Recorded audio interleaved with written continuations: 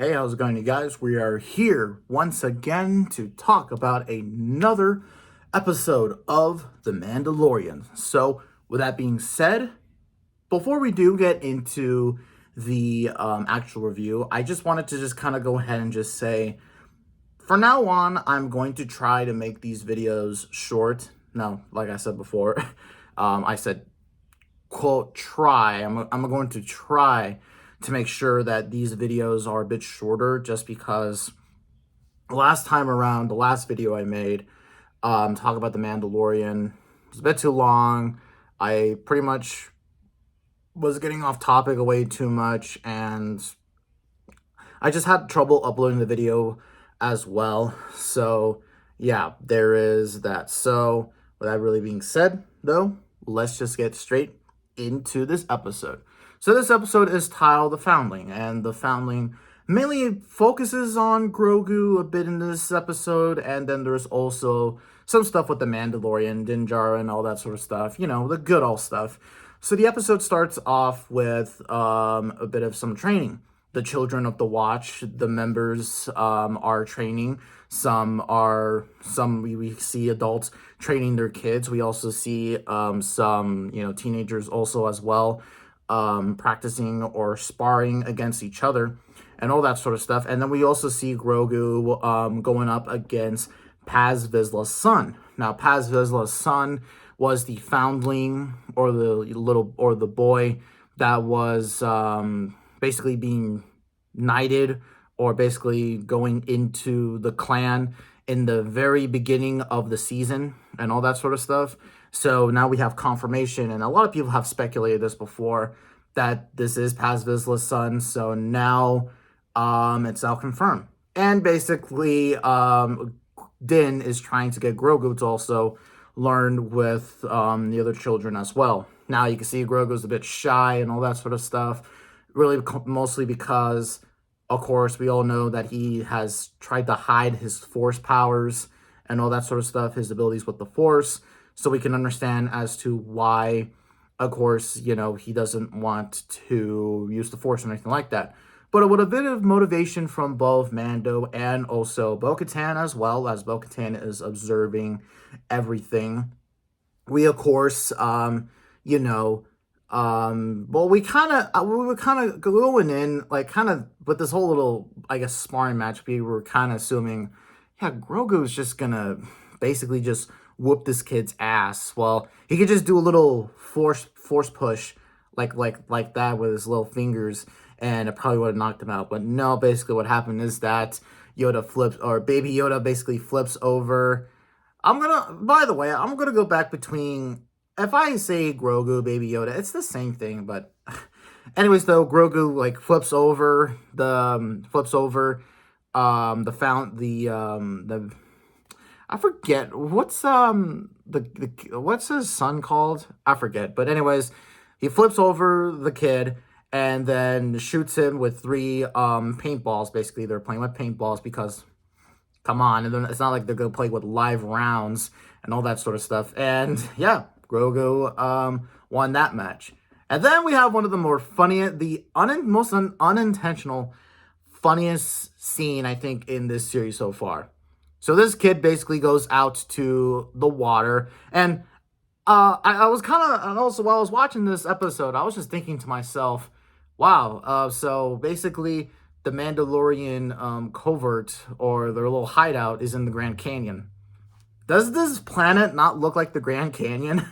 Well, to me, it looks like the Grand Canyon. If any of you, if you probably haven't been there, you maybe have seen some pictures. But no, literally, this giant ass freaking,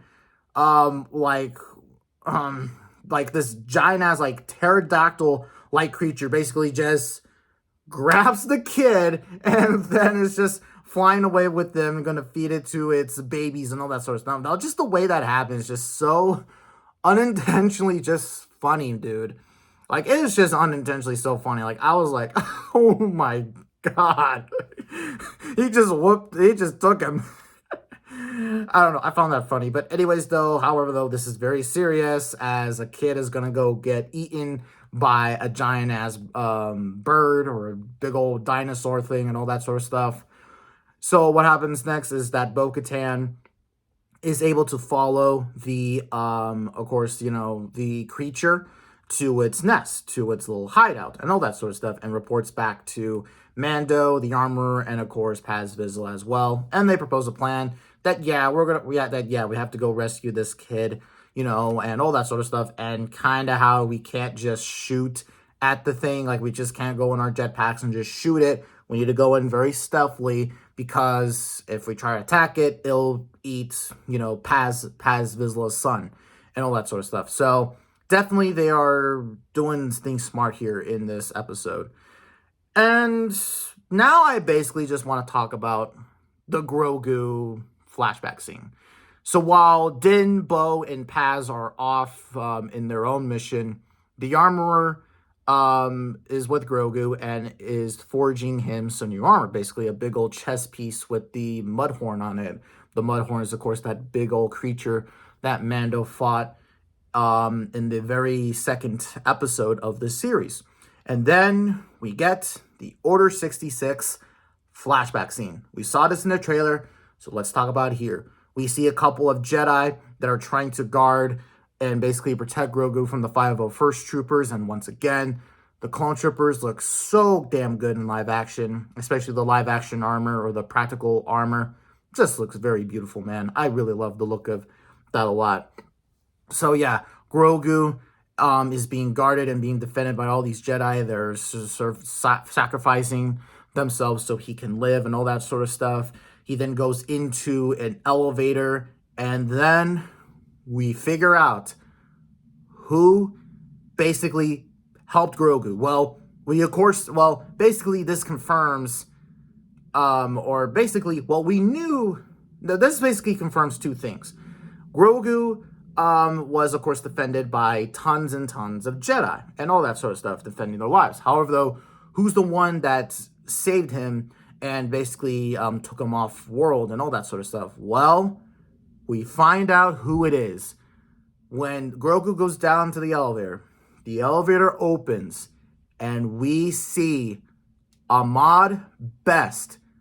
Ahmed Best, who, if you do not know, played Jar Jar Binks in the freaking prequel trilogy, is playing a Jedi. And wow, I was just like, oh my God. Oh man, I can really say, I'm glad it was not Mace Windu or any Jedi we know. Well, actually, for us, it was someone we know and all that sort of stuff. Yeah, it was someone we know, but we never expected. But I'll talk about Ahmed Best here. But anyways, though, Ahmed Best, who I forgot the name of his character. Oh my God, Krillin? Yeah, Krillin. Yeah, Krillin basically wielding two lightsabers. One blue, one green, is defending off against the 501st Troopers. They get onto one of their speeders, and they went off. They're being chased by Republic gunships, basically trying to shoot them down. Basically, Krillin goes through a tunnel. He also passes by the mountain tip that was in the last episode. Now, of course, this is a flashback scene, so this is basically episode 3 era and all that sort of stuff. And then they get to a landing platform where they're met by a bunch of Naboo, looks like security guards. And then also there is a Naboo starfighter waiting for them, all that sort of stuff. Like the one Padme had in episode 1 and 2, I think. Yeah. Well, that model ship was, of course, like I said, in the prequel trilogy and all that sort of stuff. And then flying down, more clone troopers are blasting once again. The clone troopers look absolutely fantastic with the practical armor. Also, the shock troopers look really nice also as well. It's like, damn, those are really cool. I really like the look of those shock troopers and all that sort of stuff. So basically, the Naboo security guards, the Naboo troopers get killed. And then Krillin, then, of course, with Grogu, is being chased by a bunch of V-Wings and all that sort of stuff. And then they make the jump to hyperspace, and that's where Grogu's flashback ends and all that sort of stuff. And we'll talk a little bit about this scene later on in the video. However, though, okay, just to make a long story short, basically, they're they're able to save the kid. They're able to save the kid. They climb all the way up to the mountaintop, and using their jetpacks, they're able to fight off against the beast and all that sort of stuff. And also before their Paz Vizsla gets attacked by its babies, by its little chicks and all that sort of stuff. So yeah. And then Din is able to get Paz Vizsla's son to safety, and there's a good heart-to-heart moment with, of course, both Paz and his son, which is all really good. So I guess, can you say, I just really have to say, Paz, are you really still going to be mad at Din for this? Or are you really, like, basically, I hope that this settles the beef he has, or I hope this settles Paz Vizsla's jealousy towards Mando, because come on, dude, you saved his son, so I mean, come on, why not? So yeah, there's that. They all return safely. They of course have the I'm gonna call it the monster that captured him, or the beast, the pterodactyl. So they have the little pterodactyls babies, and so from what it looks like, they're probably gonna train them, and probably gonna train to ride on them, like, you know, those big old birds, like in James Cameron's Avatar and all that sort of stuff. That thing that Jake Sully was trying to ride on, and all that sort of stuff. And then the episode ends. So for this episode's worth, I have to say I liked it. I liked it enough. However, though, I don't really know. The main story itself, like the main story with Din and them rescuing the kid, just felt kind of, I don't know, I guess you can say, and all that sort of stuff. Like, that's just kind of how it feels.